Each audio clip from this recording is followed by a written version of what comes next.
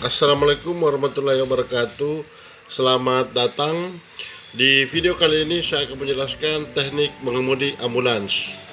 Mengemudi ambulans, pengemudi 1. Memiliki SIM yang sesuai dengan kategori kendaraan dan masih berlaku. 2. Tidak memiliki riwayat kecelakaan yang parah. 3. Melaporkan semua kecelakaan. 4. Menjaga kesehatan fisik maupun mental. 5. Ikut serta dalam pelatihan.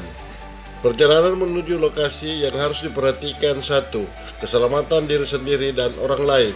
2. Kecepatan tidak lebih dari 60 km per jam. Hal yang harus diperhatikan saat tiba di lokasi: yang pertama, keselamatan. Yang kedua, arus lalu lintas.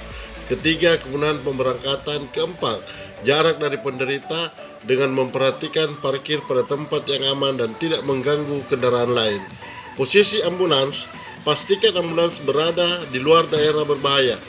Jika tidak tampak bahaya, berhenti 15 meter dari tempat kejadian.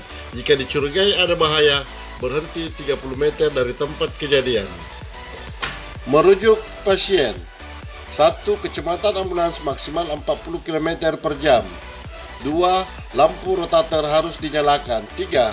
Selama perjalanan pantau terus keadaan penderita. 4. Bila dianggap perlu, minta pengawalan polisi. 5. Konfirmasi ke fasilitas kesehatan daerah tujuan pasien. Beberapa aturan dasar ambulans: membunyikan sirine hanya bila: 1. Mendahului kendaraan. 2. Melalui keramaian. 3. Melalui persimpangan. 4. Perlu perhatian untuk keamanan. Penampilan dan higienis: penampilan yang profesional membangun kepercayaan kepada penderita dan keluarganya. Higien yang baik mencegah penyebaran kuman. Ingat, bila sakit Anda tidak dapat bekerja. Penampilan profesional bukan hanya pada pribadi tetapi juga pada peralatan. Kelalaian atau neglect: setiap tindakan yang melanggar standar pelayanan. Meninggalkan abonnemen: tindakan penolakan transfer atau menghentikan transportasi sebelum melakukan serah terima dengan penyelenggara jasa kesehatan lainnya. Hak-hak penderita: memberikan izin atau konsen. Kerahasiaan: menolak tindakan. Kerahasiaan yang dimaksud adalah jangan berbicara dengan pers, keluarga Anda, teman ataupun anggota masyarakat lainnya mengenai pelayanan yang kita berikan. Kecepatan menuju lokasi pada dasarnya tergantung dari sifat kedaruratannya. Sifat kedaruratan sebenarnya atau true emergency: mungkin terjadi kematian atau cedera serius pada seseorang dan tindakan yang dilakukan operator dapat mengurangi tingkat keseriusan situasi ini. Penentuan kedaruratan atau sistem kode panggilan, informasi dari dispatcher, panggilan dari pelaku tanggap darurat lainnya, keputusan dokter di fasilitasi kesehatan. Cara mengemudi ambulans: cara mengemudi ambulans pada dasarnya adalah seaman mungkin. Walau kecepatan mencapai fasilitas kesehatan menjadi tujuan akhir, namun tidak berarti harus terburu-buru dan melanggar aturan untuk mencapai rumah sakit. Beberapa hal yang mempengaruhi kecepatan ambulans: permukaan jalan, yaitu aspal, beton, gravel atau kerikil, transisi antara permukaan jalan. Hal yang mempengaruhi kecepatan ambulans: 2. Kondisi jalan yang berupa bump atau condolan, lumpur, lubang, hewan, cabang, pohon, dan benda lainnya, jembatan dan ram, kelengkungan belokan, kemiringan jalan, batasan kecepatan, pembuangan air di tengah jalan, perlengkapan jalan, pagar, tanda-tanda, pengaman, dan lain-lain. Ingat, pada saat mengemudi ambulans, tim tidak dapat memberikan pertolongan kepada korban di dalam ambulans. Jika harus mengamankan diri dengan berpegang kuat akibat cara mengemudi yang tidak baik, maka dokter atau perawat dalam ambulans tidak akan melayani dengan baik. Pada dasarnya, untuk mengemudi dengan baik ada 4 komponen yang harus diperhatikan. 1. Pada saat membelok: ingat, pada saat membelok ada gaya sentrifikasi yang mendorong isi kendaraan ke arah luar dari belokan. 2. Pengereman: Pengereman kuat, gaya ke depan bawa, semua isi ambulans akan terdorong ke depan. Akselerasi cepat yang terjadi adalah sebaliknya. Pengereman, waktu reaksi dan waktu untuk berhenti. Makin tinggi kecepatan, makin besar jarak pengereman. Akselerasi, usahakan untuk meningkatkan kecepatan secara perlahan. Kecepatan harus kita atur dengan baik. 4. Defense driving. Segala upaya yang mungkin dilakukan untuk mencegah keterlibatan dalam terjadinya kecelakaan yang sudah dapat diduga tanpa memperdulikan hukum, tindakan pengendara lainnya, atau kondisi jalan yang tak terduga. Bersiaplah menghadapi hal yang tak terduga. Siapkan rencana sepanjang perjalanan. Ingat, pengendara bertanggung jawab atas seisi ambulans. Sisi ambulan untuk berganti jalur, di mana ambulan di belakang mobil lain mengambil jalur yang sebelumnya jalur kanan mengambil jalur kiri. Nah, menyusul pada jalan dua arah, ini sama seperti yang tadi. Artinya posisinya jika ambulan di belakang, dia ke kiri dulu, baru dia mengambil jalur ke kanan. Lalu berbelok, ini hampir sama dengan saat kita mengendara roda 2 atau roda 1, di mana ambulan kalau sebelah kanan mengambil jalur yang sebelah kanan juga, kalau kiri mengambil jalan kiri. Jangan mentang-mentang ambulan, dia berada di kanan, dia bisa berbelok seenaknya ke kiri, dan juga sebaliknya. Lalu balik arah. Saat menggunakan ambulan, berbalik arah sama seperti berkendara pada mobil atau kendaraan lain, yaitu membentuk lingkaran ultron.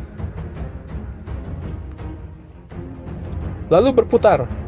Berputar bisa menggunakan gaya background, yang mana start bisa kita lihat di gambar, lalu dia maju, mundur, lalu maju lagi. Lalu parkir. Posisi parkir yang benar akan mencegah kemungkinan Anda ditabrak oleh kendaraan lain. Parkir di daerah padat akan lebih sulit karena tempat yang tersedia sangat sedikit. Lalu, perpendicular parkir, yang mana bisa dilihat di foto kiri atas, yang mana ambulan bergerak ke atas lalu mundur ke belakang. Ini parkir seperti biasa. Lalu angel parkir, yang mana ambulan usahakan maju ke depan dulu dan ambulannya bagian belakangnya menghadap ke sisi jalan. Posisi parkir ambulan saat merespon kejadian bisa dilihat di foto bagian atas atau gambar bagian atas. Jika ada mobil polisi, maka ambulan parkir berada di depannya. Sedangkan jika tidak ada mobil polisi, maka ambulan berada di sisi tempat kejadian perkara, yang mana diberi kasih tanda bahwa kita sedang melakukan penanganan terhadap korban. Emergency driving. Pengertian emergency driving adalah menggunakan prosedur yang ditentukan pada saat pengoperasian ambulans saat merespon suatu kedaruratan, termasuk penggunaan peralatan sinyal darurat seperti lampu dan sirine. Ingat, emergency driving tidak sama dengan kebut. Peralatan sinyal darurat memberikan tanda kepada pengendara lain bahwa ada kendaraan darurat mendekat. 2. Meminta kendaraan lain untuk meminggirkan kendaraannya. Ingat, bertindak cepat tidak berarti terburu-buru. Kewajiban pengemudi lain. Umumnya pengemudi lain akan 1. Meminggirkan kendaraan bila menyadari kehadiran ambulans. 2. Memiliki cukup waktu untuk mengambil keputusan untuk melakukan sesuatu. 3. Memiliki cukup waktu dan tempat untuk melakukan keputusan tersebut. Beberapa bahaya dalam kedaruratan. 1. Kecepatan sangat berpengaruh perawatan korban. 2. Perempatan sering terjadi kecelakaan di perempatan. Mobil banyak lalu lalang. Jadi ambulans harus hati-hati. Melawan arus hanya boleh dilakukan bila pengendara dari sisi berlawanan menyadari kehadiran ambulans. 2. Pengendara dari sisi berlawanan meminggirkan kendaraannya. Kondisi lain yang harus mendapat perhatian. 1. Hujan. 2. Angin kencang. 3. Kotoran di jalan. 4. Lapang pandang dan penglihatan. Menghindari kecelakaan. Mengundilah sedemikian rupa hingga ambulans tidak berada dalam kondisi situasi di mana kecelakaan tidak dapat diperhatikan. Untuk menghindari kecelakaan, lakukan pengereman dengan halus tetapi pasti. Akselerasi yang secara halus. Berbeloklah untuk menghindari. Bersiaplah menghadapi kedaruratan. Ban kempes, rem gagal, gangguan kemudi, pedal gas macet, kap mesin terbuka, dan lain-lain. Gambar kecelakaan ambulan ini saya tunjukkan sebagai introspeksi agar kita menyadari bahwa walau kita mengemudi ambulan tetap ada risiko terjadinya kecelakaan. Jadi sebagai pengemudi ambulan, kita harus berhati-hati dalam mengendarai ambulannya.